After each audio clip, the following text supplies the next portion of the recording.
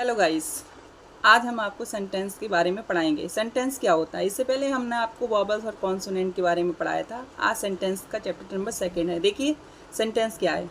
जब हम बोलते या लिखते हैं तब हम शब्दों का प्रयोग करते हैं।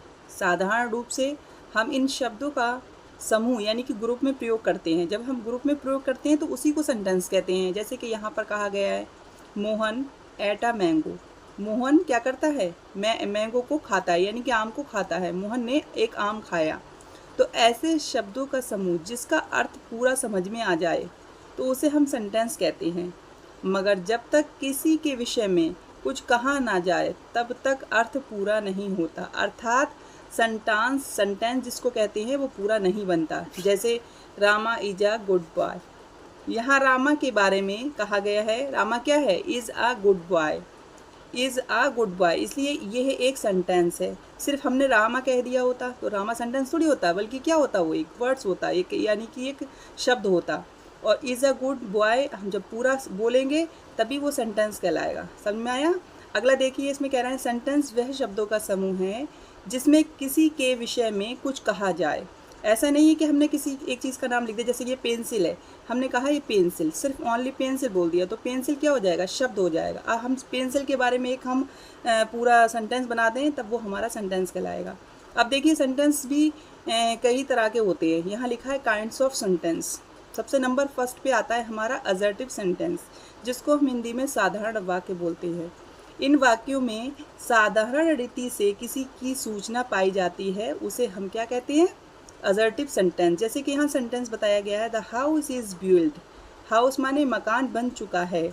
द चाइल्ड वीव्स, बच्चा रोता है। अब देखिए अगर चाइल्ड होता ओनली तो क्या होता, आपका ये वर्ड होता। जब हम ये पूरा सेंटेंस बोल रहे हैं द चाइल्ड वीव्स, तो ये पूरा कहलाएगा हमारा सेंटेंस। और हम अब आपको बता रहे हैं असर्टिव सेंटेंस के बारे में। असर्टिव सेंटेंस जो होते हैं ये दो प्रकार के होते हैं। Affirmative sentence. अफर्मेटिव सेंटेंस क्या होता है, देखिए जिसमें किसी बात के होने की सूचना पाई जाती है उसे हम असर्टिव यानी कि अफर्मेटिव सेंटेंस कहते हैं। तो अफर्मेटिव सेंटेंस जैसे कि Sohan is a good boy. Sohan क्या है, एक अच्छा लड़का है। Rama is going to school. Rama school जा रही है। Krishna teaches his sister. Krishna जो है अपनी सिस्टर को पढ़ा रहा है, पढ़ाता है। तो ये अफर्मेटिव सेंटेंस हो गए। इसमें किसी किसी की बात की होने की सूचना पाई जा रही है। जैसे कि ये कहा जा रहा है कि गुड बॉय, बात हो रही है, यहाँ सूचना मिल रही है। यहाँ पर गोइंग टू स्कूल, ये सूचना मिल रही है। कृष्णा टीचेज सिस्टर, वो टीच कर रहा है अपने अपनी बहन को कर रहा है। तो इसलिए इसमें कोई क्या पाई जा रही है, सूचना पाई जा रही है। अब अफर्मेटिव के बाद आता है दूसरा आपका निगेटिव सेंटेंस। निगेटिव का मतलब ही होता है नहीं। नहीं मतलब जहाँ नहीं का सेंस निकल कर आता है वही सेंटेंस हमारा निगेटिव सेंटेंस होता है। देखिए पहले पढ़ लें इसमें, जिनमें किसी बात के ना होने की सूचना पाई जाती है। जैसे Sohan is not a good boy. Sohan एक अच्छा लड़का नहीं है। देखिए नहीं का सेंस आ गया निकल के, जब नहीं आया तो ये निगेटिव ही हो गया। Rama is not going to school. Rama school नहीं जा रही है। Krishna does not teach his sister. Krishna जो है अपनी बहन को नहीं पढ़ाता है। तो ये जो है ये सेंटेंस में नहीं का सेंस निकल के आया, ये निगेटिव सेंटेंस है। अब हमारा काइंड ऑफ सेंटेंस में एक तो हमने पढ़ा दिया, असर्टिव सेंटेंस में दो प्रकार होते हैं, वो दोनों अफर्मेटिव और निगेटिव। अब सेकंड नंबर पे हमारा आता है इंट्रोगेटिव सेंटेंस। इंट्रोगेटिव का मतलब ही होता है प्रश्नवाचक वाक्य। इन वाक्यों में किसी वस्तु, पुरुष या बात के संबंध में कोई प्रश्न पूछा जाता है। इन वाक्यों के अंत में प्रश्नवाचक चिन्ह यानी कि क्वेश्चन मार्क लगाया जाता है। तभी दूसरा सेंस इसकी पहचान सबसे इजी ये है कि इसमें क्वेश्चन मार्क लगा होता है। देखिए क्वेश्चन मार्क दिख रहा है, ये क्वेश्चन मार्क लगा होता है। Does he go to school, क्या वह स्कूल जाता है। तो अगला सेंटेंस है who gave you this book, तुम्हें ये पुस्तक किसने दी। अब देखिए इसमें पहली बात तो प्रश्न पूछा जाता है, दूसरी बात दूसरी पहचान इसकी ये है इसमें क्वेश्चन मार्क लगा होता है। तो आप पहचान जाना ये इंट्रोगेटिव सेंटेंस है। थर्ड नंबर पे है आपका इम्परेटिव सेंटेंस। इम्परेटिव का मतलब होता है आज्ञा सूचक वाक्य, जिसमें हमें आज्ञा दी जाती है। इन वाक्यों में आज्ञा दी जाती है, तीन प्रकार के होते हैं। नंबर एक, जिसमें आज्ञा दी जाती है जैसे कि कहते हैं sit down, stand up, go there. इस तरह से ये आपके सेंटेंस कहलाते हैं इम्परेटिव सेंटेंस। अब ये पहला आपका ये हो गया जिसमें ऑर्डर दिया जाता है। सेकंड है जिसमें विनय की जाती है। विनय को इंग्लिश में कहते हैं रिक्वेस्ट। जैसे हमने कहा please give me 5 rupees, please lend me 5 rupees, please कृपया मुझे 5 रुपये उधार दीजिए, please give me a pen, कृपया मुझे पेन दीजिए, please give me a rupees, 1 रुपये दीजिए। जहाँ पर प्लीज़ का सेंस निकल के आता है, ये सेकंड नंबर है इसका। अब तीसरा वाला है इम्परेटिव सेंटेंस का, जैसे कि इसमें लिखा है जिनमें किसी काम के ना करने को कहा जाता है। जैसे उन्होंने कहा डोंट मेक अ नॉइस, शोर मत मचाइए या शोर मत करो। डोंट वेस्ट योर टाइम, अपना समय ख़राब मत करो। डोंट क्राई, ज़ोर से मत चीखो। तो जहाँ पर डू नॉट लग के आएगा तो ये भी आपके इम्परेटिव का तीसरा पार्ट है, यानी कि तीसरा प्रकार है। तो ये हमने आपको इम्परेटिव सेंटेंस पढ़ा है। इसका फोर्थ जो है अगला, वो है एक्सक्लेमेटरी सेंटेंस, जिसको हिंदी में कहते हैं विस्मय बोधक वाक्य।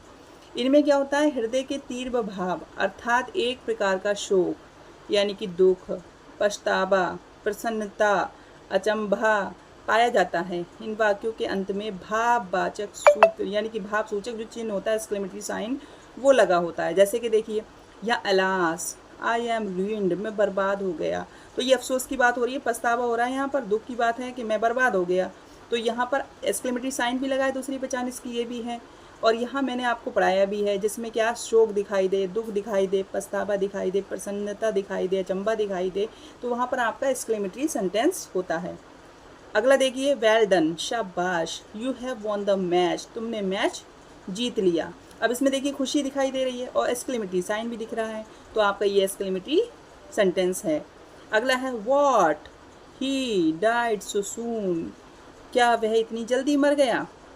तो देखिए इसमें सरप्राइज हो रहा है, अरे उसे तो नहीं मरना था, इतनी जल्दी मर गया। तो ये आपका क्या हो गया, एक्सक्लेमेटरी सेंटेंस हो गया। इसी तरह से इसका 5 पार्ट यानी कि सेंटेंस का जो 5वां भाग है वो है ऑप्टेटिव सेंटेंस। ऑप्टेटिव को हिंदी में बोलते हैं इच्छा सूचक वाक्य। इन वाक्यों से इच्छा या आशीर्वाद प्रकट होता है। इनके अंत में भी एक्सक्लेमेटरी साइन लगा होता है, जैसे मे ही पास, वह पास हो जाए, ईश्वर करे वो पास हो जाए। यानी कि यहाँ पर इच्छा प्रकट हो रही है, आशीर्वाद दिया जा रहा है।